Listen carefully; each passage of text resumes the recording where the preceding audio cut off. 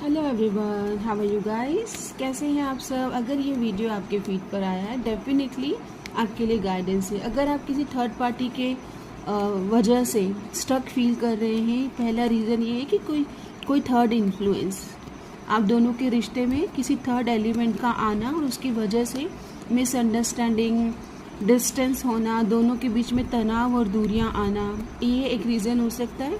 या फिर आप दोनों ने ही स्टक कर लिए सिचुएशन और रिजॉल्व करने का तरीका आपको नहीं आता है और एक दूसरे को क्लैरिटी और क्या एक्सपेक्टेशंस क्या है for future, okay, about the connection, ये सब आप क्लियर नहीं कर रहे हो। अगर ऐसी कोई स्टक तरह की एनर्जीज में है तो ये फीड आपके लिए, ओके।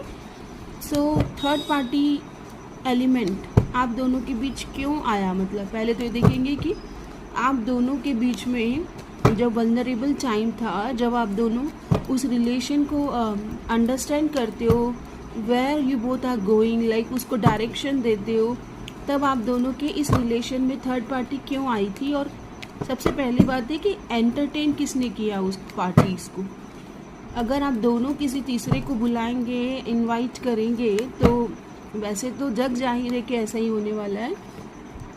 तो देखो, थर्ड पार्टी जो थी वो आप दोनों को हार्शली जज कर रहे थे, ओके। जज करना, आप दोनों को जज करना, और ख़ास करके आपके पार्टनर के मन में उन्होंने आपके लिए बहुत नेगेटिविटी डाली है, ओके। और इसकी वजह से क्या हुआ, आपके पार्टनर भी आपको जज कर रहे थे।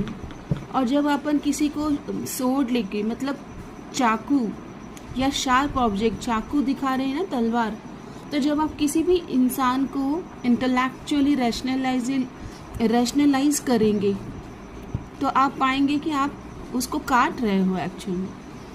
अगर आप सुई धागा से किसी रिश्ते को मेंड करोगे तो मेंडिंग में अलग ऊर्जा लगती है, और पियर्सिंग और शार्प ऑब्जेक्ट और शार्प टंग यूज़ करने से उस रिलेशन को अलग ऊर्जा दी जाती है।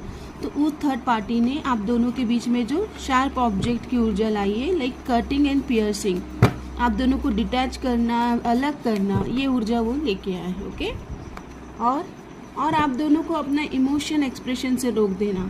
अब देखिए, शार्प ऑब्जेक्ट से आपने स्क्रूटनाइज किया और अपने इमोशंस को रोक लिया, तो अब इमोशन भी बता नहीं रहे हैं, एक्सप्रेशन ही नहीं हो रहा है, राइट एक्सप्रेशन, तो रिलेशन बचा कहाँ कहाँ पे रिलेशन बचेगा। वो ना तो बात ढंग से हो रही है क्योंकि आपने तो कट एंड पियर्सिंग कर दिया, कटिंग, रैशनलाइजिंग, और इमोशन रोक लिए, तो फिर अभी क्या बचा।